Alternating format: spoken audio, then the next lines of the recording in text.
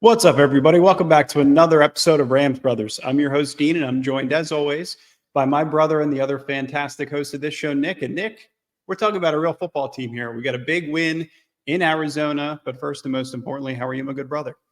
I'm great, man. I mean, finally, all four quarters, the Rams have put up consistently great football for the first time this season. It's great. I mean, by the fourth quarter, Wentz is in, and it's not because Stafford got injured.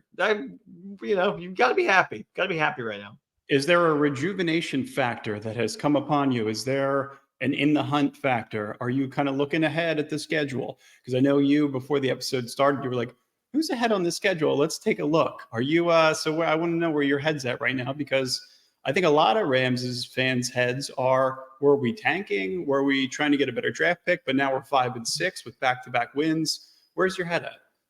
I mean, I think it's fair to think next week is a must win if you want to be serious, because you kind of have to split Browns Ravens, because it's Browns and it's Ravens away, which we're probably going to lose. But then it gets really easy. It's Commanders at home, Saints in the Dome, and then Giants in I think New we have York. the Saints. We have the Saints in Los Angeles. So you get back-to-back home games and Commanders and Saints, and then the Giants are in New York.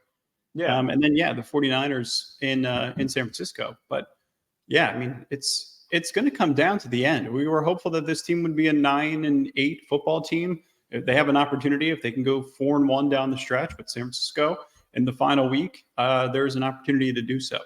So it sounds like you're encouraged. I mean, yeah, after that, I mean, everything looked great.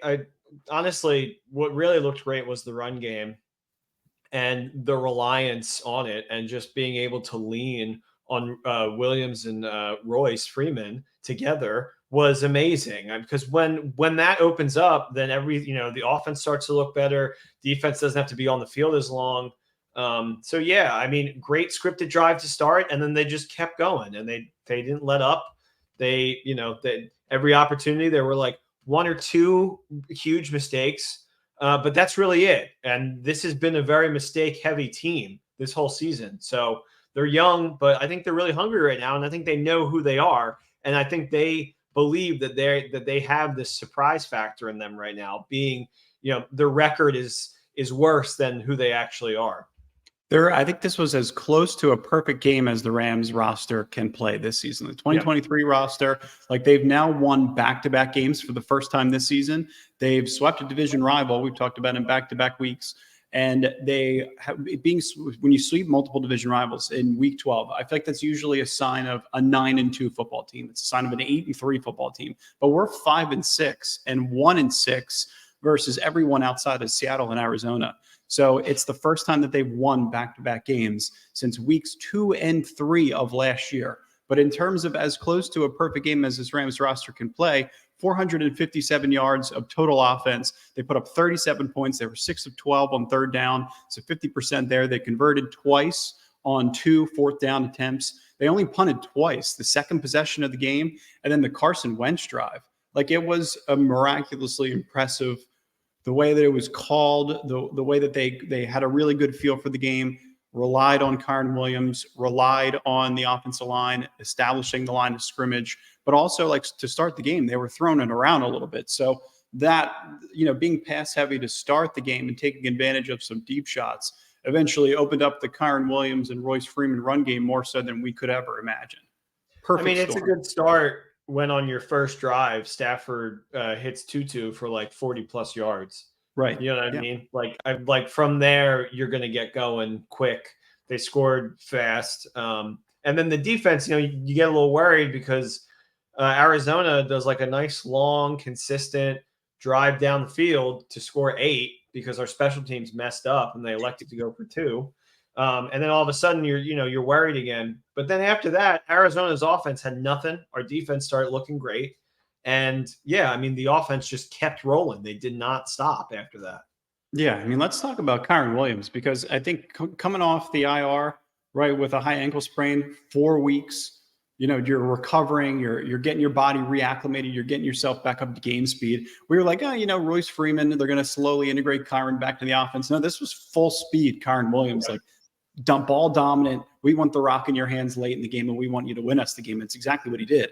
It stemmed memes like this. We got Eric Dickerson, Marshall Faulk, Steven Jackson, Todd Gurley, and Kyren Williams. It's an avatar meme, a show we've never watched, but also it's a good representation of the kind of player that Kyren Williams has become, right? He's a 3-down back. He's better in pass pro. He's a great pass catcher. He was one of the leading target getters in this game. And he also averaged 8.9 yards per carry.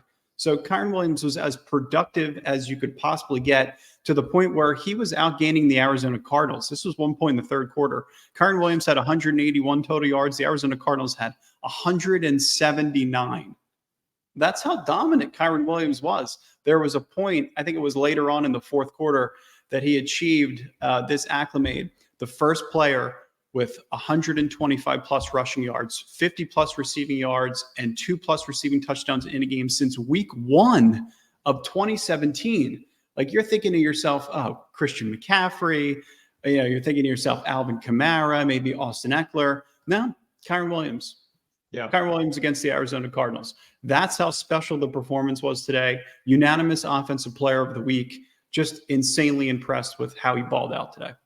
Yeah, I'm just from a perspective of, that he goes down and the Rams have to bring back Darrell Henderson and like sign like the new running backs, and you're kind of like, oh well, they're doing okay, they're doing their thing. Like, it's kind of hard to think that, at least at the time, that if you insert Kyren, that those games are going to fall another way, because like the run game was never horrible. But now, I mean, after this game, it totally feels like if they would have had Kyren through that stretch, who knows what the record could have been, because he opens up so much. And it, on like third and threes and like 2nd and 7s, you don't have to worry about getting to 4th down because he's already on it. Also, absolutely loved on the first drive, trusting the run game on 4th and 1 and giving it to Kyren, and absolutely showing that this is our guy. Like, this is like, we feel very confident in him, and he's going to, run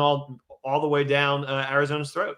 Yeah, hell yeah. I mean, that's the offensive line. That's what we talked about with Kevin Dotson. We were like, okay, week 6, Kevin Dotson came out. He was vocal. Tyler Higbee was vocal. They wanted to win at the line of scrimmage. That's how they want to establish their offensive identity first before they come out with the pass attack. But because the pass attack was so successful early on, it just allowed them to rely on it. And Nick, I think you sent the perfect text during the game. This is your text. 2 sweeps in the division is insane. On top of 2 games that we really felt like we should have won, the Bengals and the Steelers, and not to mention the Packers game if Matthew Stafford is healthy. So, like, that is perfectly said. Kyren Williams could be healthy. Matthew Stafford could be healthy in that Packers game, and you could be looking at 2 or 3 more wins in an opportunity to, make a playoff run. That's not where we think that this roster is going. Obviously, the ball hasn't bounced our way in the first 11, 12 weeks of the season. We're now getting back to 5 and 6, stringing together back-to-back wins. But now Cleveland, Baltimore, those are going to be 2 insanely tough tests, similar to how Cincinnati and Pittsburgh were. So you got to kind of mentally prepare yourself for what's to come. 100%. And it would have been nice if one of those games went our way, or if McVay didn't call the Philly special on a 2-point conversion down 21 and Stafford was able to play in that Packers game, because they would have absolutely smoked them. But I mean, I just want to give a shout out to this rookie class. I mean, like 2 weeks ago, I was like, I don't know, like, we're supposed to be looking like these guys next year are going to be able to like lift us higher and like get better.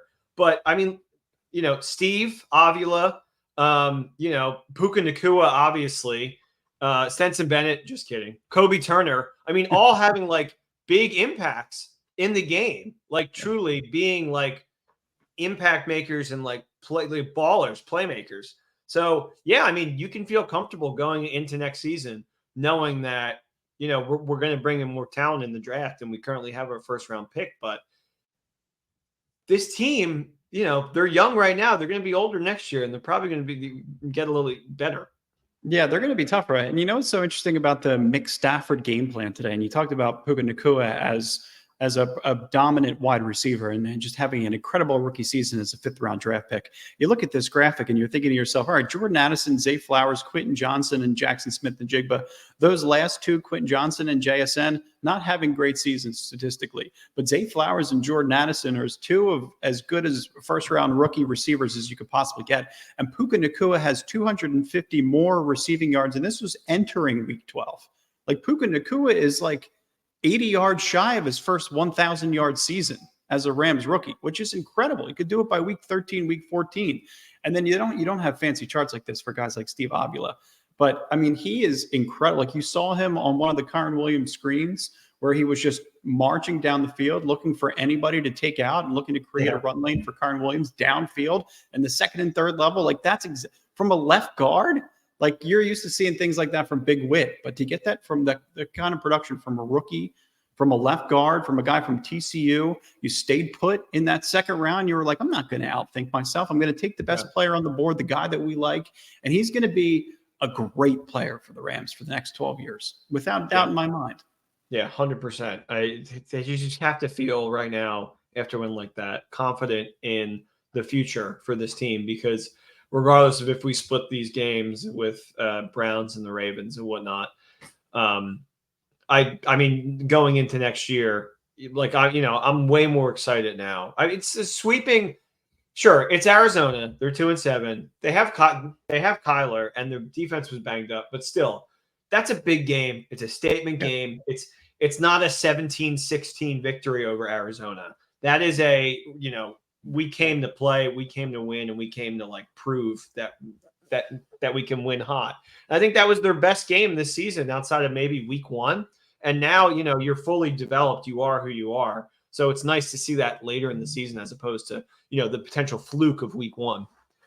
I was afraid that we weren't going to see a perfectly balanced game again. Like you're starting to get fearful of like, okay, are they going to be too heavily reliant on the pass? What's McVay going to call in certain situations? Are they going to trend towards, being conservative and trying to, purposefully lose football games, which was something that was actually entering people's minds at some point. Nobody on the roster wants to lose, but it's a really interesting dynamic because when the Rams aren't perfectly balanced, that's when mistakes come. But when they are perfectly balanced, like today, was absolutely perfect. You can't get any cleaner. 33 passes for 229 yards, 6.9 yards per pass, and 33 runs. And guess how many yards? 228, one less yard than they got on through the air. 6.9 yards per run. Like Matthew Stafford was 25 of 33 for 229 yards, 4 touchdowns, 1 interception. And that 1 interception came with 15 seconds left before the half on a Puka Nacua option route. Probably something that was a little bit unnecessary to call in that situation. But nonetheless, Matthew Stafford with a banged up thumb was as good as he possibly could have been in this game. Yeah, I mean, I definitely saw the impact of the banged up thumb, and I'm sure you did too. They wouldn't stop shutting up about it in the commentary, though, which was kind of pissing me off. But he hit some low throws, and he hit some easy screens he missed. But yeah, I mean, definitely was a better option than Carson Wentz and made some big time throws, especially early on. Yeah, I think what I really liked about their pass attack today and Mick Stafford was how they distributed the football. Like it was tough. Like when I looked at the box score, I was like, I don't know who the leading target getter was. Was it Puka? Was it Higbee? It wasn't Royce Freeman. Was it Kyren Williams? Was it Puka? Yeah, it was Puka. Right. That's what I was trying to figure out. I was like, okay, so Puka had 9. And clearly the pass game and some of the progressions that Matthew Stafford was going through, I thought favored him with Cooper Kupp hurt. And I think that just is the way that they came in with the game plan. Was like, we got to heavily favor Puka. Cooper's ankle could act up at any time. I think Cooper only had 5 targets, which was the same amount as Tyler Higbee. Kyren had 6. Tutu Atwell had 3, and one of them was the early bomb. And then you saw Demarcus Robinson get involved a little bit later on. He had 2 targets, and then Benny Sko and Davis Allen both had 1 each. I thought that the Rams' play action game and screen game that Kyren Williams, I think you brought this up, he missed a couple, but he was on the ones that they executed and the ones that they ran in play action was perfect. It's Matthew Stafford under center. Sometimes he's in the pistol, but it's based on what the Arizona's defense was giving them. Like their tendency was to assume that the Rams are going to take deep shots, and they just dumped it off. And those kind of backside screens with Kyren Williams in space, or lead blockers like Steve Avila, and great receivers who are able to create space in the run game, that is the kind of offense that I wanted to see this team run. just a little bit more of a condensed version of what they've shown before, less explosives, but more of the willingness to just take what the defense is giving you. And I thought it was a really good example of the kind of them learning from their mistakes. We talked about in previous weeks that we don't like when they predetermine what their game plan is going to be. It felt like they had a heavy dose of adjustments and play action and audibles, which kept the defense on their toes and kept them guessing throughout the entirety of this game. Based on how Gannon ran his defense, it felt like they were under the assumption that the Rams run game wasn't going to be able to beat them, because it felt like everything that they were doing was focused on, Puka and Cooper Kupp, and kind of holding them back to say. But when you run a perfectly, balanced 33 passes, 33 runs, and Kyren Williams and Royce Freeman just being like the perfect complement, 77 yards on 13 carries, touchdown even. Yeah. Just 5.9 a carry from like your second guy. Yeah, they weren't ready for it, so we were able to kind of jump out and surprise them. I think it may be a different story against the Browns, but we'll see. Time will tell.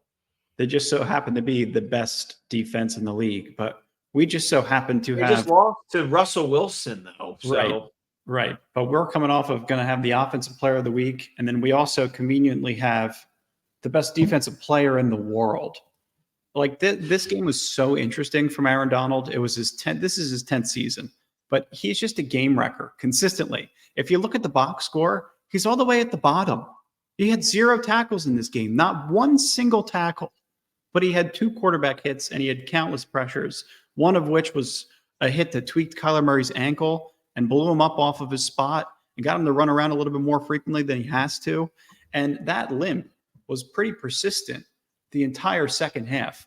I love to see that man smile. He deserves a winning organization. He deserves week to week to be able to have rookies that can play off of his double and triple teams, like Kobe Turner, like Michael Hoyt, like Dejuan Johnson had a sack in this game. So I'm hopeful that he's going to continue to be that guy over the next couple of years throughout this 24 and 25 window, because there's something about Aaron Donald. I think he has 4 kids now at this point, but he's a father figure in this organization. To a lot of these kids, they look up to him. That move that Kobe Turner made, where I think he had a club move to the guy's head and just kind of slapped him away and was able to work inside and generate pressure on Kyler Murray, eventually get a sack. That's Aaron Donald. That's him. That's him handing over the specter, whatever the hell the thing is called. What's the term? What is Kyle handing over the scepter? What is Kyle? I don't know what you're trying to say, honestly. Yeah, I know, where you could do whatever that word. He's just handing over the reins to a player like that. It's just a double and triple team. You have a one-on-one opportunity. You have to be able to win it in some situations. And Kobe's doing it. And there are guys on this defensive line who are consistently doing it when Donald is able to attract that kind of attention. He missed one running back hit. I feel like he didn't even realize that he was going to be able to wrap up the running back, but he almost bounced off of him. It was going to be a loss of 6 yards on James Conner, and Conner just that's right. But I mean, still, I give him all of his flowers 100%, because it was beautiful. Everything that you see from him, as always, it's just business as usual for Aaron Donald. Yeah. Yeah, I thought the secondary was pretty impressive too. Like, for all the flack that they're getting, the Darion Kendrick conversations, Kobe Durant has been banged up. Quentin Lake wasn't in this game, so they had to do a little bit of makeshifting. So Russ Yeast I thought he played really well in the dime linebacker spot. And then Kobe Durant was in the star in certain sub packages with Quentin Lake out. But like I mentioned, Darion Kendrick, Akella Witherspoon, but the whole secondary. You saw Trey Tomlinson later on in this game. Greg Dortch gave him you're too small for me. Greg Dortch is 5'8". Trey Tomlinson is also 5'8". Like, what the hell are you talking about there? Also, you're down 3 possessions. I just feel like the secondary is really kind of coming along, and they're all kind of growing up at the same time. I mean, it's Russ Yeast and Kobe Durant, guys that are in their second year. Kendrick in his second year. Witherspoon is new to the organization this year. Trey Tomlinson's coming along. I'm confident that they've been able to work guys around in certain positions, and this is like the evaluation phase. This is who's going to be around for next year, but also who's going to be able to put together the most competent defense and be able to come up with those adjustments and make plays and execute when you're called upon. And I think Raheem Morris, like after the first half, this is, or after the first possession rather, this is pretty miraculous. But this is a tweet from Jordan. Before the Rams pulled most of their defensive starters with about 8 minutes and 30 seconds to go in the fourth quarter, the defense held Arizona to 168 net yards and just one touchdown. And that one touchdown was on the Arizona Cardinals opening drive. And that point, we saw this guy, Carson Wentz, his first time in the huddle. What did he do? He handed the ball off 3 times and then the Rams punted. He looked so happy to do it. He was on the sideline beaming with excitement. Like, this is the greatest thing ever. I'm so happy that I'm back on the field. I'm hopeful that if he sees the field, he's able to do just enough and to be just competent enough and make just enough amount of plays to be able to keep the Rams in games. I think, yeah, sure. I mean, maybe there's a chance that he comes in, he can use his legs a little bit and have some like Wentz magic. But I mean, honestly, I don't even want to think about that, especially because, you have 3 touchdowns, Matthew Stafford on the day. I mean, that role should be just run by Stetson Bennett, but he's just not. I guess he can't stay in the building. So it has become too much of a conversation, the backup quarterback position. In seasons in 17, 18, 19, 20, it was not a conversation at all. Part because Jared Goff was so durable. Yeah, he'll stay on the field no matter what. He was always on the field. What do you think of this little Trey Tomlinson revenge? You think Trey Tomlinson's going to come back and be a solid player in the Rams' secondary? I don't know. I saw a lot of good things from him today. Even on the Greg Dortch touchdown, he was on him like glue. Yeah, I mean, yeah, for sure. There's like a real opportunity, but wasn't that at the end of the game when the second second group was in? It was. I just really liked the picture of Trey Tomlinson, and I wanted to mix it into the episode. That was the last photo that I had, so I wanted to. I was wondering where that was going. Oh wait, is it the last photo? How about this one? All right, I like that one. The ram caging the card. It looks like kind of like a children's book. What were those mice that were like professionally drawn? Do you remember the name of those books? 3 Blind Mice. My references are off. We got to spend some more time in person because I think we're not on the same wavelength. We have to refresh. We have to refresh our references.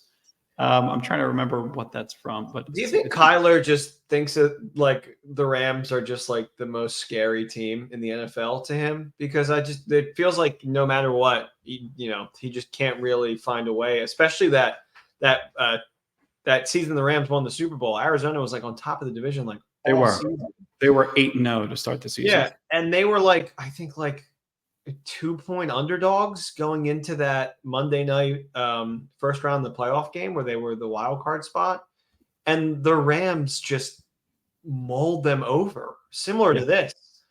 Like to him, I would think that the Rams are like the top echelon of the league, which is not what most people think. What was the final in this game? Was it 37 to what? 37 to 14. I think the final in that wild card game was 34 to 11. Yeah, like they were equal amounts of massacre. This one, in Arizona Stadium doesn't hurt. I mean, it's not a playoff game, but those fans, I don't think there was one shred of excitement.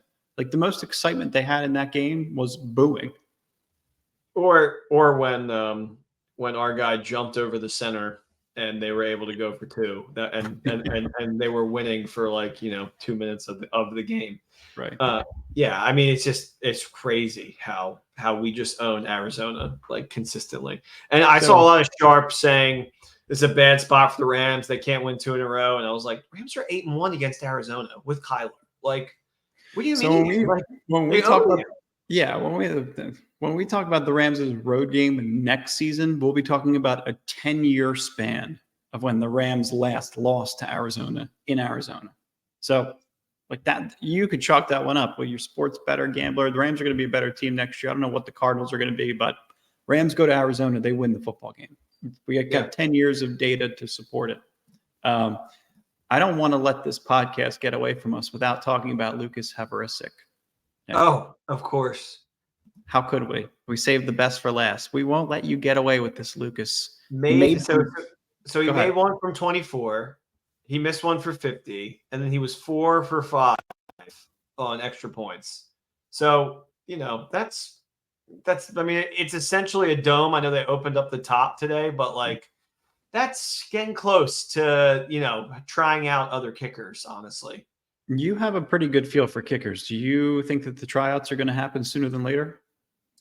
I wouldn't have hung around with this kid for this long. Honestly, I probably would have been trying other people out. I also don't need to get my kicker from another team's practice squad. Like this kid from the Cowboys was a USFL kicker, and he's like, he hasn't missed yet. I don't think it's like some like ridiculous number. Like there are other people that can kick the football that aren't on football teams. Yeah, but especially with like a team like us, where it's like if we're gonna be scrappy, like gamble a little bit. You know what I mean? Like don't get Brett frickin' Rippin off the Dallas team who had the jitters and cost you that frickin' Steelers game. The 50-yard attempt, there was a moment on 3rd and 11 that I thought McVay could have been a little better. Where I think he had Matthew Stafford in shotgun. Correct me if I'm wrong, but I think Stafford was in shotgun, and they tried to take a shot. They tried to throw one past the sticks on 3rd and 11, when in reality, they probably could have got under center and ran the football and got themselves in a more favorable 4th down situation, which would have given Lucas Havarisic a 44-yard attempt, maybe a 43-yard attempt. You get to 4th and 5, and you take 6 yards off of the distance of the field goal. It gives him a higher percentage to make, but he was flirting with that right upright. I really thought the two mistakes of the game were the special teams jumping over the center to give them a better opportunity to go for 2, and then them going for 2 and getting it. And then that play call I thought was really bad. That was the biggest mistake because, I mean, we know you should know your kicker. It's not Matt Gay, okay? Like 50 yards, it's not a guarantee all season. Doesn't matter who we have running out there. It's not a guarantee. So, like get it. They're going to be playing back 3rd and 11 or 3rd and 13, whatever it was. So just get a couple more yardage if you're going to kick it, which you already, established that you're going to do with that screenplay. Like, also the screenplays just don't work anymore under Sean McVay. They work with other teams. Maybe on 3rd and long. On 3rd time to get rid of the screenplay. They're not. I guess the thing is they're not like meant to be, right? You're kind of meant to get yourself in a better field position so that you could just punt it away, give your punter more room or less room, depending on where they are on the field. Today was all about Kyren Williams. Last graphic that I'm going to show on Kyren. 7 plays of 20-plus yards this season. 5 of them have come against the Cardinals, including 3 of them today. So MVP of the day, Kyren Williams. MVP of the week, Kyren Williams. Thank you guys for listening to the pod. We love you. We appreciate you. And go Rams always. Yeah, go Rams. Real fast, I feel like we didn't give Tyler Higbee any credit. So a little, I'm going to sprinkle a little credit. I was so ready to write this game off as the Tyler Higbee game after he scores 2 touchdowns and the Rams not having a tight end touchdown all season. And then that happens. I'm like, oh, it's a Tyler Higbee game. No, it's not. It's Kyren Williams' game. But good for you as well. It's because Higbee's only 2 catches. I think he had right? Did he have 5 targets, 2 catches? I also saw some good Higbee blocks. So he's a very, very good inline blocker. If you love Tyler Higbee, if you don't love him, if you love the Rams, if you are enjoying the podcast, make sure that you ram it, like and subscribe. Go Rams. We'll be here for the foreseeable future. Peace.